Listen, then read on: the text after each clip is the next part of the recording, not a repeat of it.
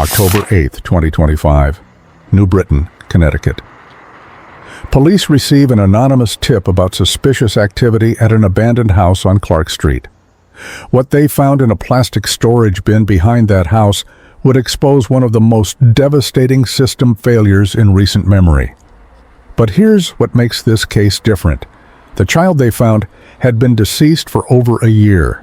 She'd been withdrawn from school, reported to child services. Her father had begged for help. Neighbors had called police multiple times. And in January 2025, 4 months after her passing, a caseworker had a video call with her, or so they thought. By the end of this video, you'll understand how Jacqueline Torres-Garcia was failed not once, but twice, and why it could happen again. It started with a conversation that friends thought couldn't possibly be real. In early October 2025, acquaintances of Jonathan Nanita's girlfriend overheard her mention something disturbing, that he had moved a body. They assumed she was confused, possibly under the influence. So they asked her to show them the storage bin she was talking about, thinking it would prove the whole thing was a misunderstanding. One of them opened the bin. They saw an elbow. The call to police was immediate. But who was this child? And how did she end up here over a year after her passing without anyone reporting her missing? Within hours of the discovery, word spread through New Britain. The community's response was overwhelming. Hundreds gathered at the scene, chanting, "We love you, Mimi." Jeep clubs and motorcycle clubs organized memorial rides. Mountains of stuffed animals, candles, and flowers appeared seemingly overnight. Police Chief Christopher Chute would later say, "No child should ever have to endure such suffering." The outpouring was immediate. The love was real. But there's a disturbing question no one could answer. 13 months passed between September 2024 and October 2025. 13 months with no missing person report, no Amber Alert, no investigation. Jacqueline had been withdrawn from school with a simple homeschool notice. Her family moved addresses, taking her remains with them. And somehow, no one in the system noticed a child had simply vanished. To understand how this happened, we need to go back to the beginning, to understand who Jacqueline was, and how the system that was supposed to protect her failed at every single turn. And that video call I mentioned? We'll get to that, because it's the moment that should have changed everything. Jacqueline Torres-Garcia, known to everyone as Mimi, was born in 2013, while her mother, Carla Garcia, was in detention. From birth, she was placed with her paternal grandmother, Patricia Delgado. And, by all accounts, those early years were filled with love. Mimi was a happy child. She loved playing Roblox with her cousins. Her cousin would later remember, "We kept dying in the game, so we kept laughing together." Friends and family described her as always smiling. She attended New Britain schools from kindergarten through 5th grade. She had stability. She had people who cared about her. For 9 years, her grandmother gave her the childhood she deserved. Then, in 2022, Mimi's mother sought to regain custody. Carla Garcia had served her time and wanted her daughter back. The Department of Children and Families reviewed the case. The prior guardian supported the transition. And in May 2022, the court granted Carla guardianship. Patricia Delgado would later say, "DCF took her away from me. I felt they forced me to hand over the girl." This is where the first cracks appear. Because DCF knew things about Carla Garcia, things that should have raised serious concerns. Let's talk about the histories that were on file. Carla Garcia had been convicted in 2019 of third-degree assault. Court records show she repeatedly struck another woman during a jealous rage. Family members have stated she had ongoing substance issues. She had 5 children with multiple fathers. Her boyfriend, Jonathan Nanita, had a 2020 felony conviction for fleeing a traffic stop, an incident where he nearly dragged an officer. And there was a third person in this story, Carla's sister, Jacqueline Garcia. She had lost custody of her own children. In 2023, she was arrested for assault and risk of injury to a child. She served time and was released on transitional supervision. DCF knew about at least some of this history, and yet, in June 2024, just 3 months before Mimi would lose her life, there was another court hearing. This hearing lasted less than 10 minutes. None of this criminal history was discussed, and when it ended, Carla Garcia had sole custody of her children. Within 90 days of that hearing, Mimi would be gone. But the warning signs had started months earlier. Before we continue with what happened next, I need to ask for your help with something important. If this story matters to you, if you believe Mimi's case should reach more people who might recognize these warning signs in their own communities, please hit the like button and subscribe to this channel. But more importantly, share this video. Every share could reach someone who works in child services, someone who's a mandated reporter, or a neighbor who's been hesitating to make that call. Your share could literally save a child's life. In the comments, write your city and what time you're watching. This data helps me understand when to publish investigations like these so they reach the maximum number of people possible. If you want to go further, consider leaving a super thanks or joining as a channel member. Your support keeps this channel independent and allows me to continue investigating cases like Mimi's, cases where the system failed and we need to understand why. I also want to tell you about a new resource. Everyone asks, what creates someone capable of harming a child? My new book, How Ed Gein's Mother Created a Monster, examines the religious trauma and psychological conditioning that created one of history's most disturbing cases. This book isn't for sale. It's available as a support donation. Value $24.99. Click the link below to download your copy and support this channel's mission of examining not just what happened, but why it happened and how we prevent it. Make sure to watch the other investigations on this channel. Knowing about cases like these could one day help you recognize warning signs and protect a vulnerable child. Thank you. Now let's talk about what happened to Mimi in the summer of 2024, because the warning signs were everywhere. In the summer of 2024, Jacqueline Garcia, Mimi's aunt, moved in with the family on and off at their Farmington address. She would later confess to police that she witnessed systematic mistreatment. Food was being withheld. There were restraints, physical confinement, punishment that escalated over time. Jacqueline would tell investigators, "I knew she was going to pass away." She even photographed evidence of what was happening and sent it to Carla. Jacqueline was watching this situation deteriorate. She even documented it, but she didn't call police. And there were others who saw something too. The family lived in a condominium complex on Wellington Avenue. Neighbors shared a wall with them. They routinely heard yelling, cursing, things being thrown. They called DCF multiple times. They called police for noise complaints. Police reports exist from September 28, 2024, all the way through February 2, 2025. Neighbors also noticed that Mimi's younger sister was frequently taking out the trash, a pattern they found unusual and concerning. The neighbors were calling. The school had lost track of her. And Mimi's father was desperate. Victor Torres lived out of state and didn't have custody, but he tried repeatedly to contact his daughter. Every time he called or reached out, Carla told him Mimi wasn't around. The excuses kept coming. Victor's concern grew. He became so worried that he called DCF directly, requesting a wellness check on his daughter. DCF's response? They couldn't conduct the check because they didn't have an address on file. Think about that. A father calls Child Protective Services, says he can't reach his daughter. He's genuinely worried, and they do nothing because they don't have an address. But DCF would get involved again.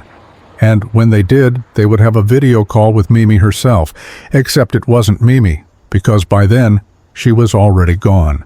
On August 26, 2024, the very first day of 6th grade, Mimi was withdrawn from school.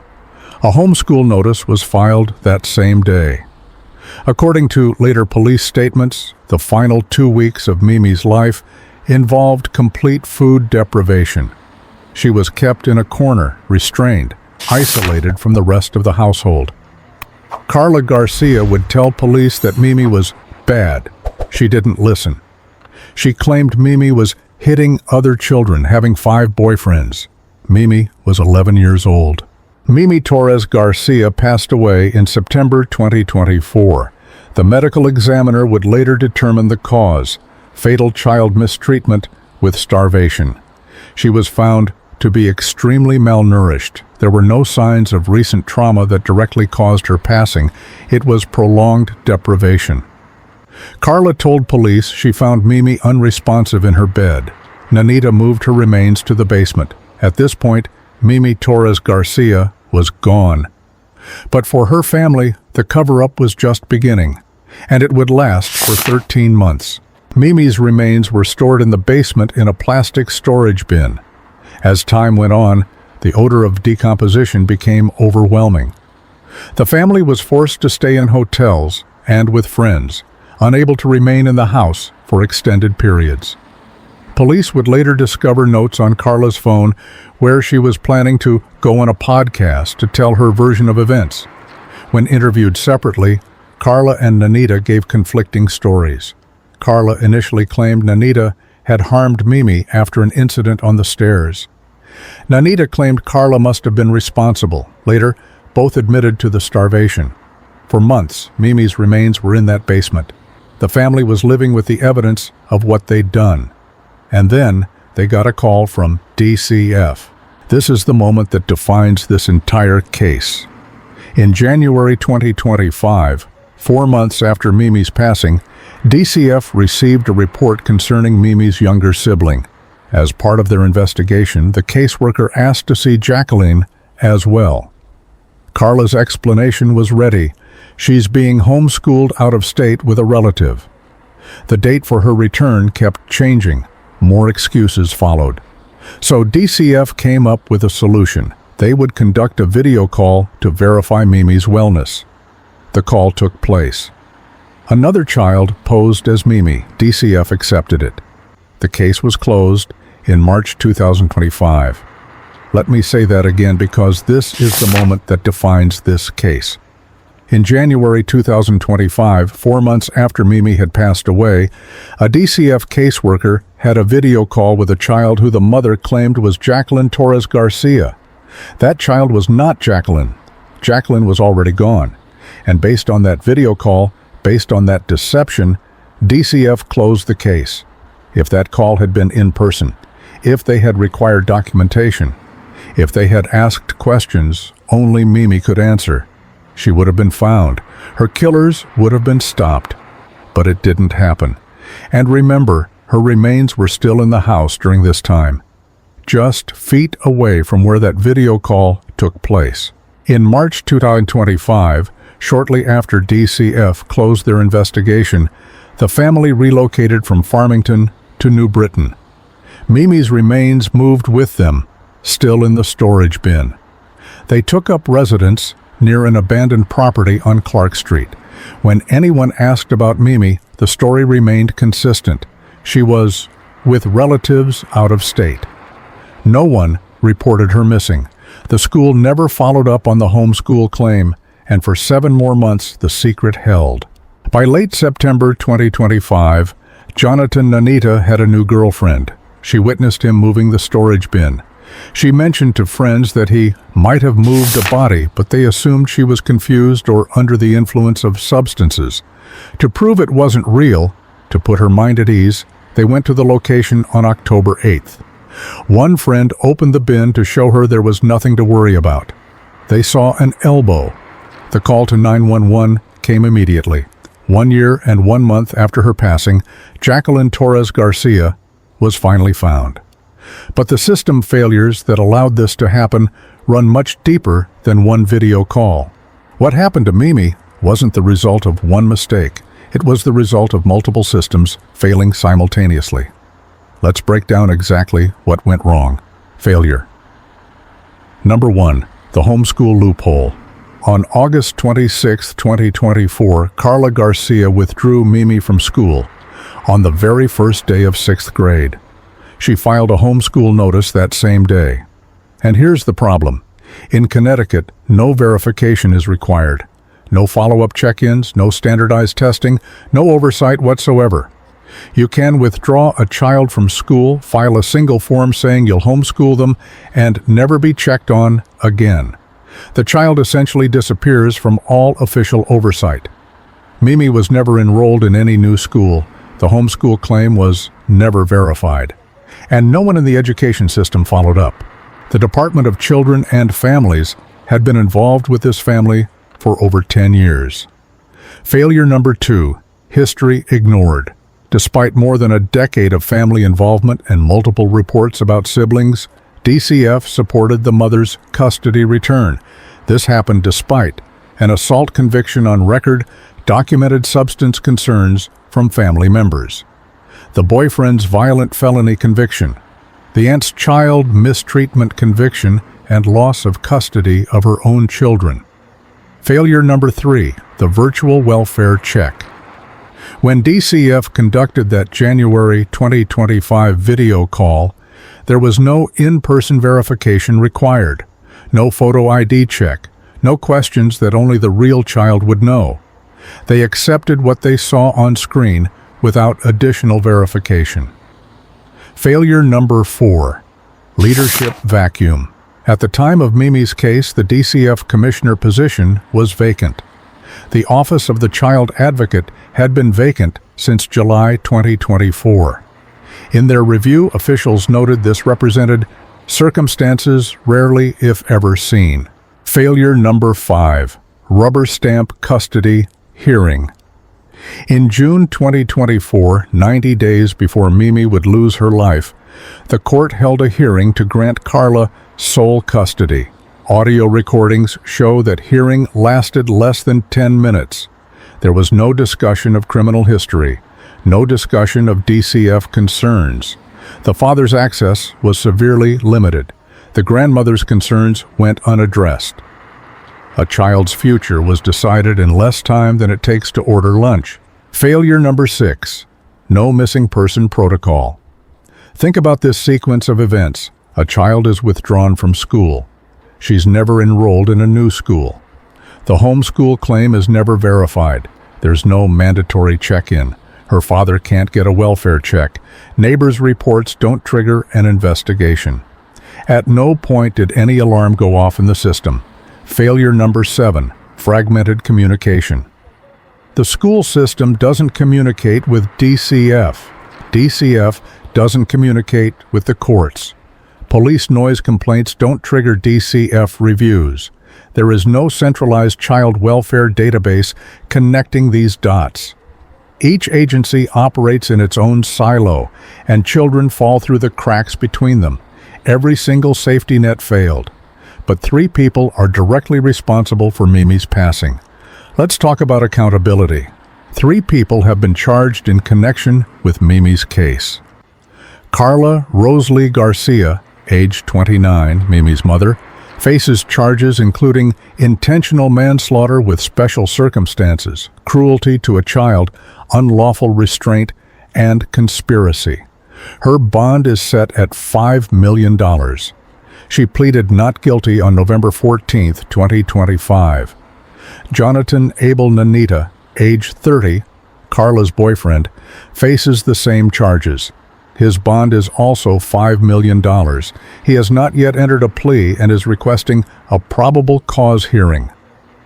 Jacqueline Leanne Garcia, age 28, Mimi's aunt, is not charged with intentional manslaughter, but faces charges of cruelty to a child, unlawful restraint, and risk of injury. Her bond is set at $1 million. She has pleaded not guilty. The next court date is scheduled for December 2025. The community response has extended beyond vigils and memorials. There are now calls for legislative reform. Proposals on the table include strengthened oversight for homeschooling, mandatory in-person welfare checks, no more virtual-only verification. enhanced DCF procedures and background checks, criminal history reviews in all custody hearings, better communication between agencies. State Representative Robert Sanchez stated, "Tragedies such as these can be prevented. The question is whether Connecticut lawmakers will follow through." This is not an isolated incident. Gabriel Fernandez in California, Harmony Montgomery in New Hampshire. Case after case where children were known to the system, where reports were filed, where warning signs were visible, and where nothing was done until it was too late. National statistics show that in cases where children pass away from mistreatment, over 30% had prior involvement with Child Protective Services. The system isn't just broken, it's predictably failing. The Office of the Child Advocate is conducting a full investigation into this case. DCF is conducting an internal review. Connecticut lawmakers are demanding accountability and testimony from DCF leadership. There is potential for real systemic reform, but we've heard these promises before, after other tragedies. The question is whether this time will be different. Jacqueline Torres-Garcia was failed by every institution designed to protect her. She was failed by her school, by Child Protective Services, by the courts, by the system that allowed her to simply vanish without anyone noticing for over a year. But she was not just failed. She was intentionally harmed, starved by the people who were supposed to love her most. The question now is, will her passing lead to real change, or will we watch this happen again? If you live in Connecticut, I encourage you to contact your state representatives about Mimi's Law and Homeschool Oversight reforms. If you suspect child mistreatment anywhere, please call the Child Help National Child Protection Hotline, 1-800-4A-CHILD. That's 1-800-422-44453. The call is free, confidential, and available 24/7. Subscribe to this channel if you want to continue following this case and others like it, where we don't just cover crime, we examine the systems that allow it to happen. Jacqueline's story didn't have to end this way. Let's make sure the next child's story is different. Rest in peace, Mimi. We won't forget you. If you live in Connecticut, I encourage you to contact your state representatives about Mimi's Law and Homeschool Oversight reforms. If you suspect child mistreatment anywhere, please call the Child Help National Child Protection Hotline, 1-800-4A-CHILD. That's 1-800-422-44453. The call is free, confidential, and available 24/7. Subscribe to this channel if you want to continue following this case and others like it, where we don't just cover crime, we examine the systems that allow it to happen. Jacqueline's story didn't have to end this way. Let's make sure the next child's story is different. Rest in peace, Mimi. We won't forget you.